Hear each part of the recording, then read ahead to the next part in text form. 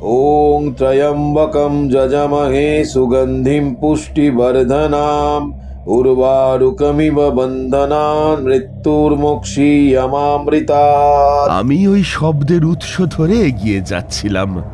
ঠিক ওই সময়ই শুরু হলো তুষার ঝড়।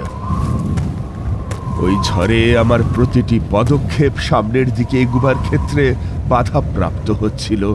এক কদম এগোচ্ছি তো 5 কদম পিছোচ্ছি। সে যাই হোক, সেই দিন খুব বাদলার দিন ছিল। আমি আর কিশোরী চললাম ঠাকুর মশাইয়ের বাড়ির উদ্দেশ্যে। বাদলা হলে যে তোমরা আসবে এইটা আমি আগে থেকেই জানতে পেরেছিলাম, তাই আমার জীবনের একটা গল্প আমি মনের মধ্যে গুছিয়ে রেখেছি। চলো আজকে ওই গল্পটাই শোনাই। আমরা বসে পড়লাম, আর তারানাথ কিশোরীর কাছ থেকে পাসিং শোটা নিয়ে সেটায় 2-3টে টান দিয়ে বলতে শুরু করলেন ওনার কাহিনী। সেই সময়টা ছিল মাঘ ফাগুন মাসের মাঝামাঝি। তো সেইবার ঘুরতে ঘুরতে চলে এসেছিলাম প্রয়াগরাজের মহাকুম্ভ মেলায়। গঙ্গা নদী তীরবর্তী অঞ্চলে পুণ্যার্থীদের ভিড় বলতে গেলে উপচে পড়ার মতন।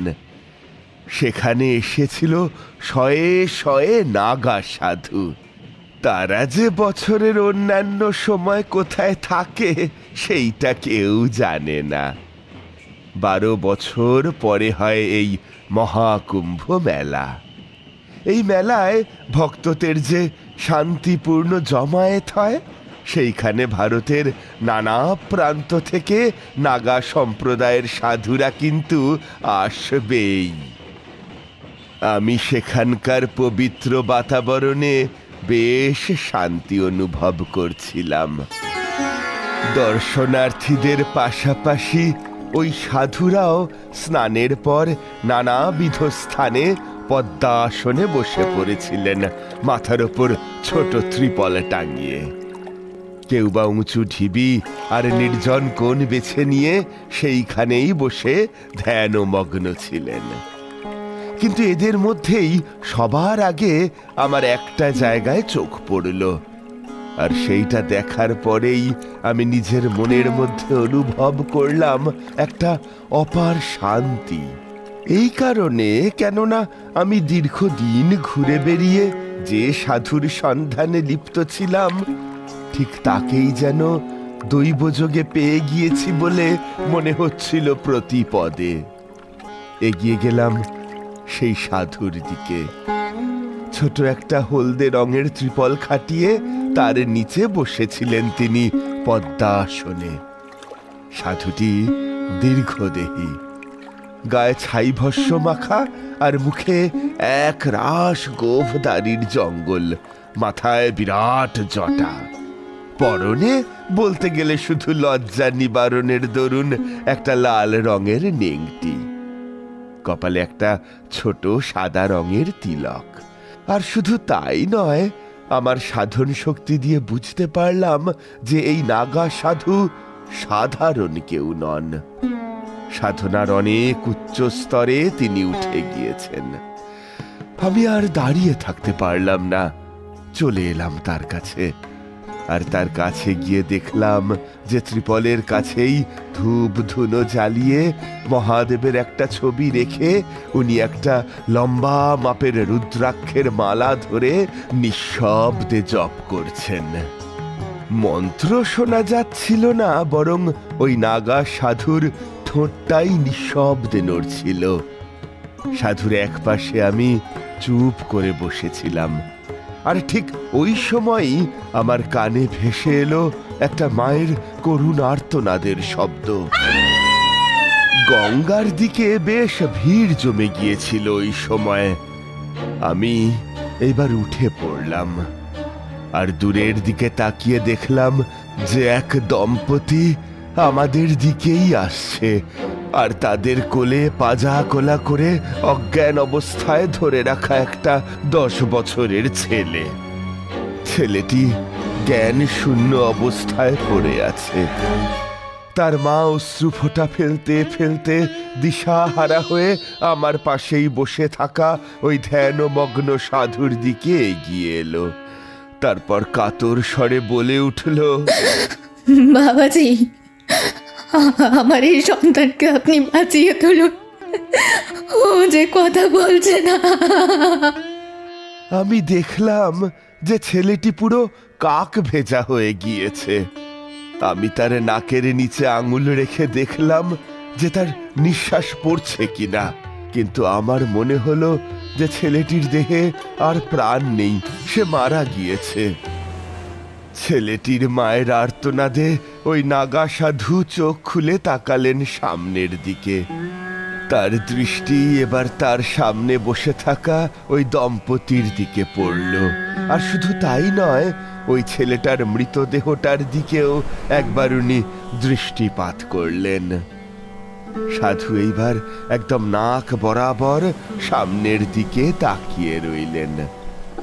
দৃষ্টি এমনই যেন ওই ছেলেটির আত্মাকে উনি চোখের সামনে পরিষ্কার দেখতে পাচ্ছিলেন। ছেলেটির মা আবার ওই নাগা সাধুকে বলে উঠল, বাবা, ও যে আমার একমাত্র সন্তান, ওকে যে আমরা মানত করে পেয়েছি, ওকে ওকে যে করে হোক বাঁচিয়ে দিন। আপনার যা চাই তাই দিয়ে আপনাকে সন্তুষ্ট করে দেব।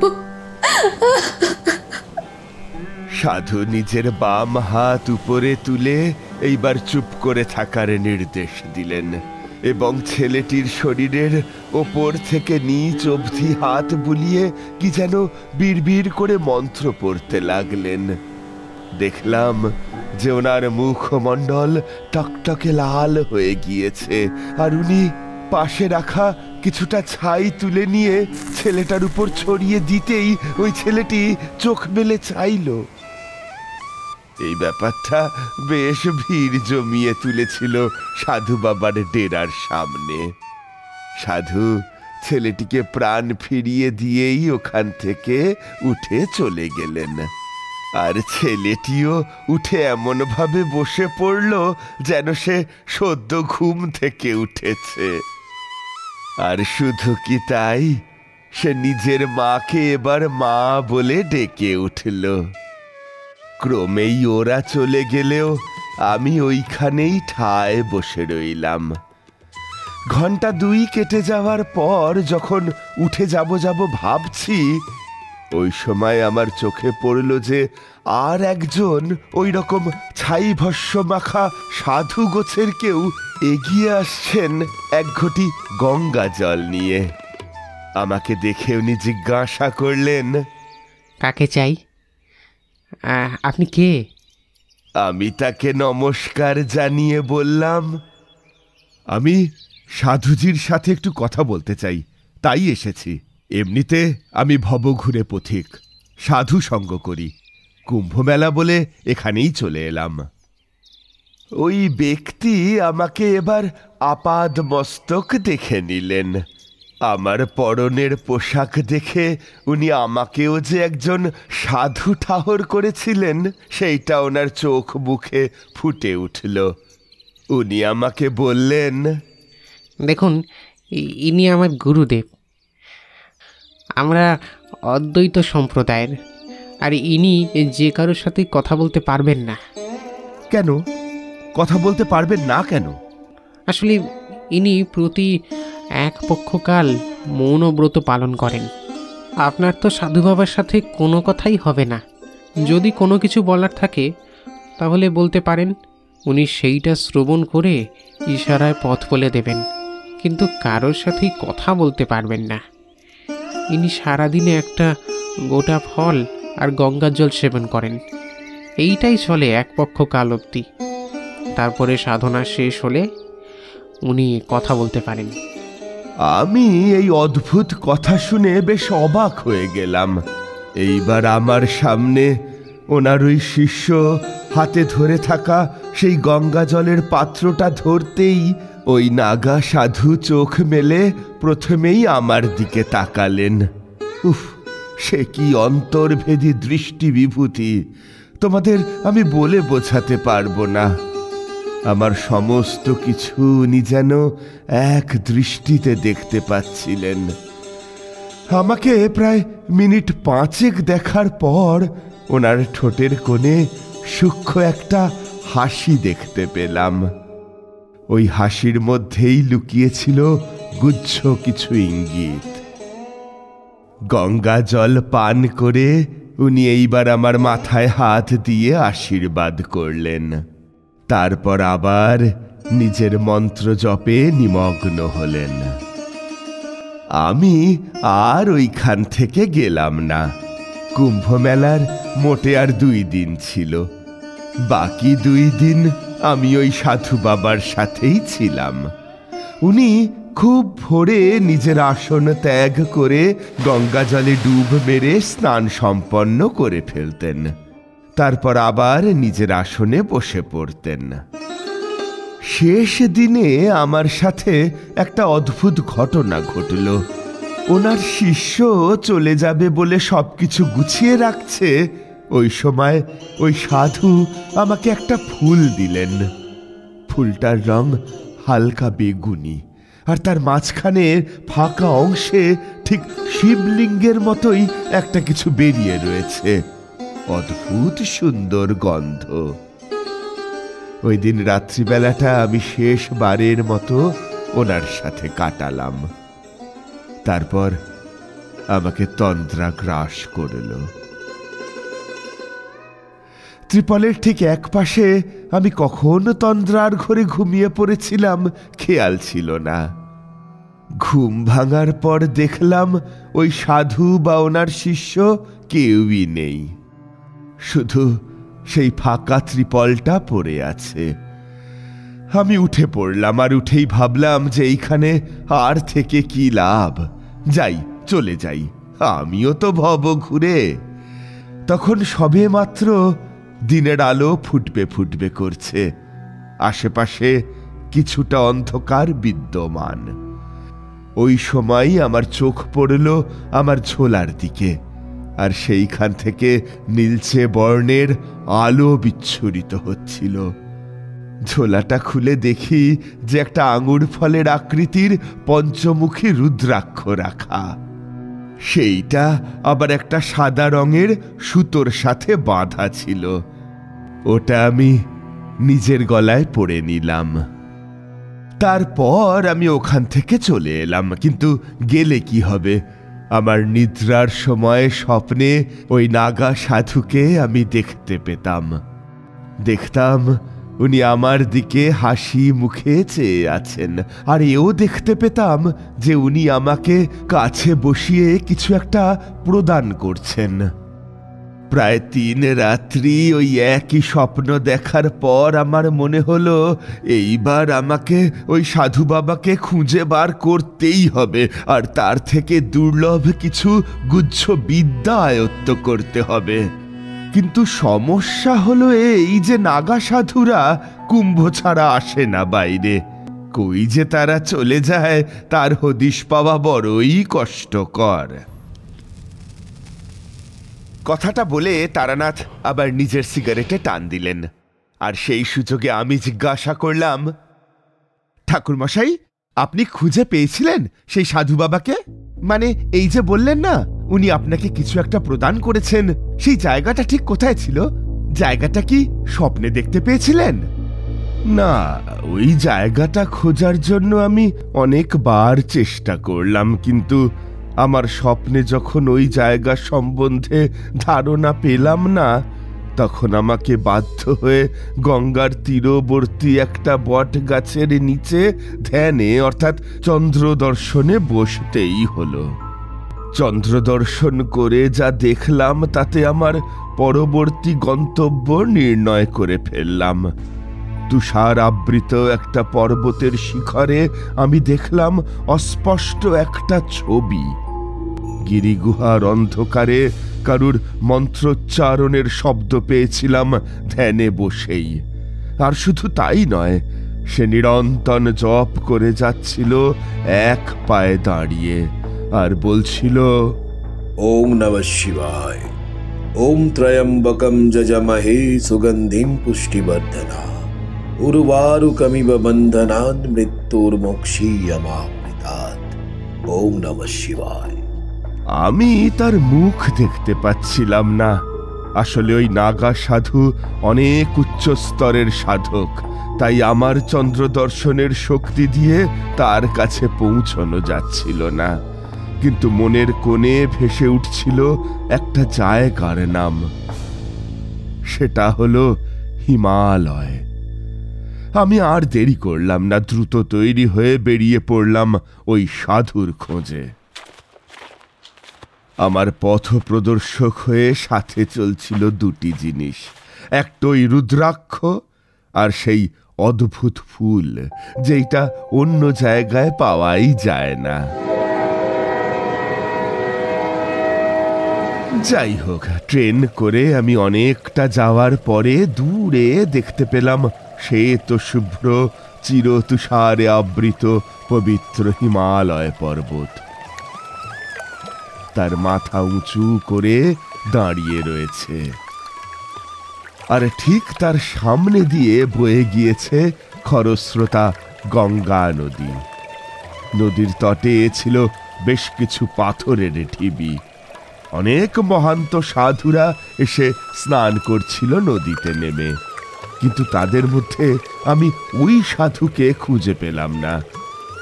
আমি একজন সাধুকে জিজ্ঞাসা করলাম যে ওই নাগা সাধুর আস্তানা, কিন্তু উনি আমাকে কিছুই বলতে পারলেন না। রাত্রের দিকে আমি যখন নদীর তীরে কাঠকুটো জ্বালিয়ে বসে আছি, ওই সময় আমার বুকে ওই রুদ্রাক্ষের মালাটা বেশ উত্তপ্ত হয়ে উঠল। আমি স্থির করলাম যে এই আধারেই পথ ধরে খানিকটা এগিয়ে যাই। উঠে দাঁড়িয়ে এগিয়ে যেতে গিয়েই দেখলাম যে রুদ্রাক্ষের মধ্যেকার সেই নীলচে বর্ণের আলোটা আমার সামনে জ্যোতি রূপে এসে দাঁড়িয়েছে, আর সেই আমাকে সমস্ত পথ দেখিয়ে নিয়ে চলল ওই সাধুরে ডেরায়। হিমালয় যেহেতু পাহাড়ি পথ, তাই ওই পথে চলার জন্য একটা লাঠি নিয়ে উঠতে লাগলাম। আর বেশ অনেকটা চলার পর শেষ রাতের দিকে আমি দূরে অস্পষ্টভাবে শুনে ফেললাম সেই গম্ভীর কণ্ঠস্বর। ওম নমো ভগবতে রুদ্রায় নমঃ। ওম ত্রয়ম্বকম যজমহে সুগন্ধিম পুষ্টিবর্ধনাম উর্বারুকমিব বন্ধনান মৃত্যুর্মোক্ষীয়মামৃতাৎ। আমি ওই শব্দের উৎস ধরে এগিয়ে যাচ্ছিলাম। ঠিক ওই সময় শুরু হলো তুষার ঝড়। ওই ঝড়ে আমার প্রতিটি পদক্ষেপ সামনের দিকে এগুবার ক্ষেত্রে বাধাপ্রাপ্ত হচ্ছিল। এক কদম এগোচ্ছি তো 5 কদম পিছোচ্ছি। সে যাই হোক, বহু কষ্ট করে পৌঁছে দেখি হিমালয় পর্বতের একটা গুচ্ছ অংশে, যেখানে সর্বত্র শ্বেত বরফে ঢাকা, সেইখানে সেই নাগা সাধু এক পা তুলে মাথার উপর 2 হাত জোর করে অদ্ভুত একটা মুদ্রা করে এক নাগারে জপ করে যাচ্ছেন। আর তার দেহ থেকে বিচ্ছুরিত হচ্ছে একটা অদ্ভুত আলোক রশ্মি। এও দেখলাম আমার সামনে জজল্যমান ওই দিব্য আভাটা ক্রমেই ওনার দিকে এগিয়ে গিয়ে ওনার বুকের মধ্যে মিশে গেল। আমি সাষ্টাঙ্গে ওনাকে প্রণাম করলাম। তারপর উনি আমার দিকে তাকালেন চোখ মেলে। আমার দিকে তাকিয়ে বললেন, এসো এসো তারানাথ, এইখানে তোমাকে আমি ইঙ্গিত দিয়ে টেনে এনেছি, নইলে এই দুর্গম জায়গায় সাধারণ সাধক প্রবেশ করতে পারে না। আমি এইবার 2 হাত জোর করে সভয়ে ওনাকে জিজ্ঞাসা করলাম, কিন্তু সাধু বাবা, আমাকে আপনি কেন নিজের কাছে টেনে এনেছেন সেইটা যদি বলেন। তোমার একটা কাজ করতে হবে বাবা, আর তার জন্য তোমায় কিছু বিদ্যে দিতে চাই, নইলে ওই কাজ তোমার দ্বারা হবে না। তুমি এই গুহার মধ্যে বসো, আমি আসছি। আমি দেখলাম এই কথা বলে ওই সাধু তীব্র তুষার ঝড় আর ঠান্ডার মধ্যে সম্পূর্ণ দিগম্বর হয়ে দাঁড়িয়ে নিজের জপে মগ্ন হলেন। ঠিক তার পাশেই ছিল একটা গুহা। ওই গুহাটা আধারে পরিপূর্ণ, ফলেই ওইখানে আমি ঢুকে পড়লাম, কিন্তু আধারটা নিমেষে কেটে গেল চোখে সয়ে যাওয়ার দরুন। দেখলাম গুহার ভিতরটা বেশ গরম, আর ওইখানে একটা নিভে যাওয়া অগ্নিকুণ্ড দেখতে পেলাম। আমি ওইখানে গিয়ে বসতেই ওই অগ্নিকুণ্ডটা নিজে থেকেই আগুন লেগে জ্বলে উঠল। আর শুধু তাই নয়, সেইখানে দেখতে পেলাম ওই সাধুজি আমার আগেই কখন যেন এসে উপস্থিত হয়েছেন। গুহাটা বেশ আলোকিত হয়ে উঠল আগুনের আভায়। শুধু তাই নয়, ওই সাধু দেখলাম আমাকে ঘিরে কি যেন একটা মন্ত্র পড়তে পড়তে একটা গণ্ডি কেটে দিলেন।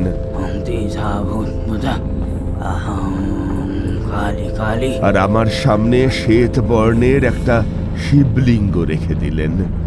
ওই শ্বেত বর্ণের শিবলিঙ্গটা বেশ বড় মাপের। শ্বেত শিবলিঙ্গে সাধুর নির্দেশে হালকা বেগুনি বর্ণের ফুল অর্পণ করে দিলাম। তারপর সাধু বাবা আমাকে বললেন, তারানাথ, তোমাকে আমি এইখানে মন্ত্র জপ করতে দিলাম। আমি না আসা অবধি তুমি কিন্তু ভুলেও এই স্থান ত্যাগ করো না। এই ক্রিয়া করলেই কিন্তু তুমি আমার দ্বারা অসীম ক্ষমতা পাবে। এই বলে উনি চলে গেলেন। আমি এইবার মালাটা নিয়ে ওই জ্বলন্ত অগ্নিকুণ্ডের সামনে গিরিগুহার অন্দরে বসে শুরু করে দিলাম জপ। জপ করতে করতে প্রথমে কিছুই টের পাইনি, কিন্তু এইবার আমার দেহটা ক্রমেই উত্তপ্ত হতে শুরু করলো। আমার মনে হলো কেউ যেন আমাকে আসন থেকে ঠেলে ফেলে দেওয়ার চেষ্টা করছে। দূর থেকে একটা ফোঁস ফোঁস শব্দ আমার কানে গুঞ্জিত হতে শুরু করলো। আমি এবার চোখ খুলে দেখলাম যে একটা বিরাট মাপের মিশমিশে কালো অজগর সাপ কোথা থেকে যেন চলে এসেছে। ওই ধরনের সাপ আমি আগে কোনো দিনও দেখিনি। ওই সাপটা তার বিরাট ফনা তুলে ওই শিবলিঙ্গকে ছায়া প্রদান করতে করতে আমার দিকে জ্বলন্ত দৃষ্টি মেলে চেয়ে আছে, আর তার মাথায় জ্বলছে একটা নীলচে বর্ণের মণি। আমি এও দেখলাম যে অগ্নিকুণ্ড থেকে কাঠ ফাটার ফটফট শব্দ হচ্ছে। আগুনের একটা ফুলকি এইবার আমার কাপড়ে লেগে গেল।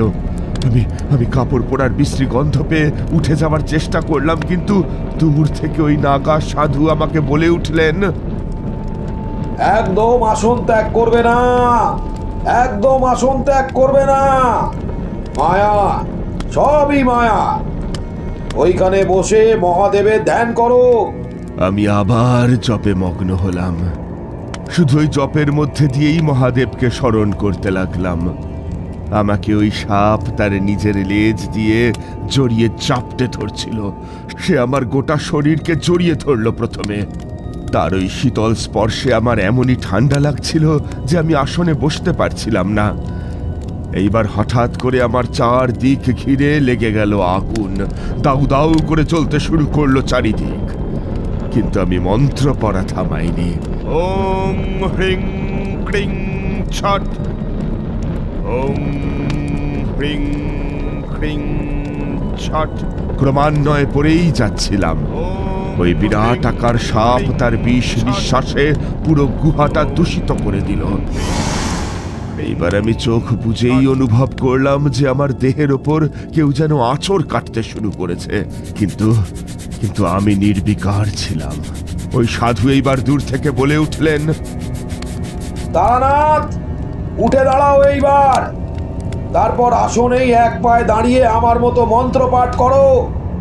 আমি অতি কষ্টে উঠে দাঁড়ালাম। চোখ কিন্তু তখন আমার বন্ধ। আমি উঠে এক পায়ে দাঁড়িয়ে পড়লাম আর দুই হাত মাথার উপর প্রণামের ভঙ্গিতে তুলে দিলাম। এইবার আমার পায়ের উপর দুটি কাঁকড়া পিছে এসে দিল মারণ দংশন। ওই দংশনের যন্ত্রণা যদি পেতে তাহলে আত্মারাম খাঁচা ছাড়া হয়ে যেত। আমি খুব কষ্ট করে আমার শেষ একবার মালা জপ সম্পূর্ণ করতেই কানের কাছে শুনতে পেলাম মহাদেবের ডমরুর শব্দ। সেই সাথেই পেলাম আরেকটা অচেনা শব্দ। আমার চোখ তখন বন্ধ, কিন্তু আমার কানে ভেসে আসছিল একটা নৃত্যের ধ্বনি। কেউ যেন প্রচন্ড তাণ্ডব নৃত্যে মেতে উঠেছে। তুষারাবৃত এই পাহাড়ি অঞ্চলে গুহার বাইরে প্রচন্ড শব্দ করে হঠাৎ পরপর কয়েকটা বাজ পড়তে শুরু করলো। এমনটা মনে হলো চারিদিকে যেন ধস নেমে এসেছে। আমি এইবার শুনতে পেলাম যে গুহার খোলা যে মুখ আছে ওইটা ধীরে ধীরে বন্ধ হয়ে যাচ্ছে। আমি সব জেনে শুনেও এক পায়ে দাঁড়িয়ে রইলাম, নড়ার উপায় নেই। একটা বিরাট আকার পাথর গড়িয়ে এসে ঢেকে দিল সেই গিরি গুহার মুখ। এই সব চলল বেশ খানিকক্ষণ ধরে। তারপর সব কিছু আগের মতো শান্ত হয়ে গেল। এইবার আমি চোখ খুলে দেখলাম যে আমি সম্পূর্ণভাবে ওই গুহার মধ্যে বন্দী হয়ে পড়েছি। আর ওই শিবলিঙ্গটা থেকে বেরিয়ে আসছিল দৈব আভা। ওই শিবলিঙ্গ থেকে আমি একটা পুঁথি পেলাম। প্রথমে ওই পুঁথিটা ছিল না, কিন্তু আমি চোখ খোলার পরে দেখলাম যে শিবলিঙ্গের সামনে একটা জীর্ণপ্রায় পুঁথি পড়ে আছে। আমি এইবার জোরে জোরে ডাকলাম, সাধু বাবা, সাধু বাবা, আমি যেখানে আটকে পড়েছি আমাকে এইখান থেকে বের করে নিয়ে যান। কিন্তু কোনো লাভ হলো না। বাইরে থেকে কোনো প্রত্যুত্তর এলো না, বরং আরেকটা কাণ্ড ঘটল। দেখলাম যে ওই পুঁথিটার একটা পাতা নিজে থেকেই খুলে গেল, আর ওই পাতার মধ্যে একটা ক্রিয়ার বর্ণনা লেখা। আমি ওই নিয়ম ভালোভাবে পড়ে নিলাম। তারপরে এই গুহার মুখ ঢেকে দেওয়া পাথরের দিকে এগিয়ে গেলাম। তারপর তার গায়ে খড়ি পাথর দিয়ে লিখে দিলাম মহাদেবের নাম। তারপর শিবলিঙ্গের যেইখানে একজোড়া চোখ আঁকা ছিল তার চোখ ঢেকে দিলাম একটা শুদ্ধ কাপড় দিয়ে। তারপর বারবার প্রদক্ষিণ করতে লাগলাম। মন্ত্রটা কি ছিল ঠাকুরমশাই? না, ওই মন্ত্রটা বলতে পারবো না কিশোরী, ওইটে বলা যাবে না। যাই হোক, ওই পুঁথিতে লেখা মন্ত্রটা পড়তে পড়তে মহাদেবের মাথায় জল ঢালার নিয়ম ছিল, কিন্তু জল পাই কোত্থেকে? আমি এইবার ওই অগ্নিকুণ্ডের কাছে গিয়ে একটা মাটির ঘড়া পেলাম, কিন্তু তাতে জল ছিল না। তাই পুঁথিতে থাকা মন্ত্রটা পড়ে নিয়ে একটা প্রদক্ষিণ করতেই জলে পূর্ণ হয়ে উঠল সেই কলসি। আর ওই জলটাই আমি দিলাম ঢেলে মহাদেবের মাথায়।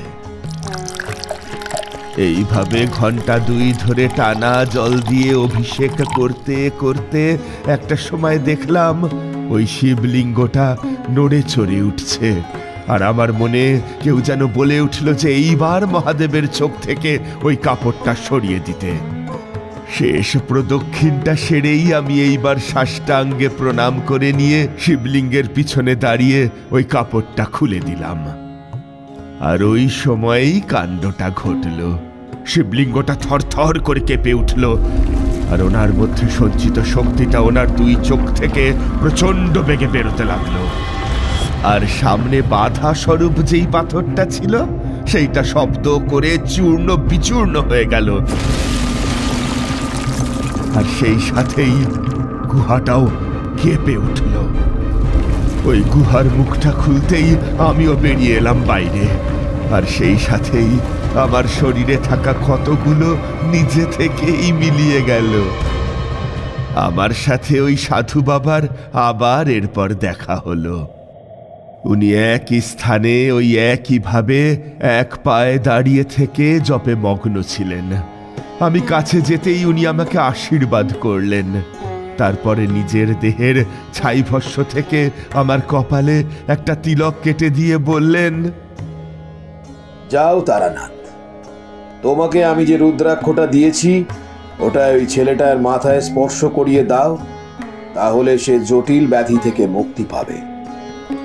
আসলে ওই ছেলেটার উপরে পড়েছে মাসান দেবতার কোপ। মাসান দেবতা কে সাধু বাবা? উনি হলেন গিয়ে মা কালীর ভয়ঙ্কর প্রেত সন্তান। আসলে মাসান হলেন গিয়ে লৌকিক দেবতা। পাড়াগাঁয়ে জায়গায় জায়গায় ভাদ্র মাসে পূজা হয় তার 18 প্রকারের রূপ হয়। কিন্তু ছেলেটার উপর যে মাসান দেবতার নজর পড়েছে সেই দেবতা হলেন কাল মাসান। ইনি শ্মশানে থাকেন। তার বুকের ওপরে থাকে 2 চোখ, মুখ আর লম্বা জিভ। উনি মাছের পিঠের ওপর দাঁড়িয়ে থাকেন তার ক্রুদ্ধ দৃষ্টি মেলে, এবং তার বাহন হলো গিয়ে শূকর। নীল বর্ণেও তার দেহের বর্ণ। তার নজরেই ছেলেটার জটিল ব্যাধি হয়েছে। বলেই উনি আমাকে একটা মাঝারি মাপের ত্রিশূল দিলেন আর বললেন, এইটা সর্বদা নিজের কাছে রাখবে, আপদে বিপদে সর্বদা এটি কাজে দেবে। আমি মাথা পেতে নিলাম ওই ত্রিশূল। ওই ত্রিশূলটা আমার চোখের সামনেই বরফের চাদর ভেদ করে উদিত হয়েছিল। তোমরা তো জানোই, কোনো শক্তি পাওয়ার আগে কঠোর সাধনায় ব্রতী হতে হয়। এই কারণেই আমাকে ওই কঠিন অগ্নি পরীক্ষা দিতে হয়েছিল। আমি আর কথা না বলে ওইখান থেকে চলে এলাম। দীর্ঘ 2 দিন পায়ে হাঁটার পর পৌঁছে গেলাম সেইখানে যেইখানে হয়েছিল কুম্ভ মেলা। সেখানে গিয়ে দেখলাম ওই দম্পতি তখনও আছে। আমাকে আসতে দেখে ওরা বলল, ঠাকুরমশাই, আমার এই ছেলের আবার কি হয়েছে দেখুন। ওই সাধুকে যে কোনোভাবেই খুঁজে পাচ্ছি না। আমি ওই ছেলেটার মাথায় হাত দিয়ে দেখলাম দেহের উত্তাপ উত্তরোত্তর বৃদ্ধি পেয়েই চলেছে। ছেলেটি এইবারে প্রায় মরণাপন্ন। একবার ওই নাগা সাধু তার প্রাণ ফিরিয়ে দিয়েছিলেন, কিন্তু তবু দেবতার রোষানল থেকে সে মুক্তি পায়নি।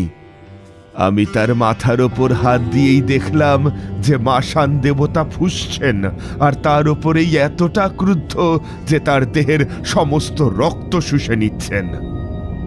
আর এও দেখলাম যে ওই রক্ত শোষণকারী জীব ওই মাসান দেবতার সঙ্গী একজন। সে প্রতিদিন ওই ছেলেটার কাছে রাতের আধারে এসে তার দেহ থেকে রক্ত শুষে নিয়ে চলে যায়।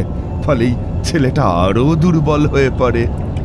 আমি ওই দিন রাতে ছেলেটিকে নিজের সাথে রেখে দিয়ে তাকে পাহারা দেবার জন্য জেগে রইলাম। রাতের মিশমিশে অন্ধকারে নদীর তীরে দেখলাম প্রকট হলো একটা লাল রঙের প্রতিমূর্তি। সেইবার ধীরে ধীরে ঘুমন্ত ছেলেটার কাছে এসে দাঁড়ালো, কিন্তু যেই না ওই ছেলেটার কাছে গিয়ে দাঁত বসাতে যাবে সেই সময় সে ছিটকে পড়ল মাটিতে। তারপর ছটফট করতে করতে সে পরিণত হলো ছাইয়ে। তার চিৎকারের ওই শব্দ শুনে পাশের ঘর থেকে তার বাবা মা এসে ওই ছেলেটাকে নিজের কোলে তুলে নিয়ে দেখলো যে ঠিক তার পাশেই মাটির ওপর একদলা ছাই পড়ে আছে। আমি তাদের উদ্দেশ্যে বললাম, দেখো, আমার মনে হয় যে মাসান দেবতার কাছে তার অনুমতি না নিয়ে তোমার স্ত্রী যে রাতের বেলা ভুল করে চলে গেছিল তার কারণেই তিনি ক্রুদ্ধ হয়েছেন, আর তাই এমনটা হয়েছে। এইখান থেকে ফিরে গিয়ে একটা পুরোহিত ধরে তার পূজার ব্যবস্থা করো। হাতে আর 2 দিন সময় আছে। অমাবস্যার আগেই পৌঁছে গিয়ে ভক্তি ভরে অমাবস্যার গভীর অমানিসার রাতে ওই কাজ সম্পূর্ণ করতে হবে। আর নৈবেদ্য হিসেবে ওনার পছন্দের 60 মাছ পোড়া কলাপাতায় উৎসর্গ করতে হবে। তাহলেই উনি তুষ্ট হবেন এবং ছেলেটাই উৎকট ব্যাধি থেকে মুক্তি পাবে। তারপর ওই দম্পতি আমার কথা মতোই কাজ করেছিল। আমিও অন্য গন্তব্যের উদ্দেশ্যে চলে গিয়েছিলাম, কিন্তু ওরা আমার ঠিকানা জেনে নিয়ে আমাকে চিঠিতে এই সব জানিয়েছিল। তারানাথ চুপ করলেন। আজকের গল্পটা বেশ অন্যরকম হওয়ার কারণে কখন যে 2 ঘন্টার সময় চোখের পলকে কেটে গেল ধরতেই পারলাম না। শুধু দেওয়ালে শোনা গেল টিকটিকির টিকটিক শব্দ।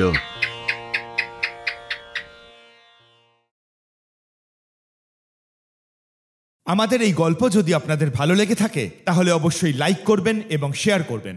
যারা চ্যানেলটিতে নতুন তারা অবশ্যই সাবস্ক্রাইব করুন। শুধু বেল আইকনটি টিপে নোটিফিকেশন অন করে দিন, যাতে আমাদের পরবর্তী কাজগুলোর খবর সবার আগে আপনার কাছে পৌঁছয়। ধন্যবাদ।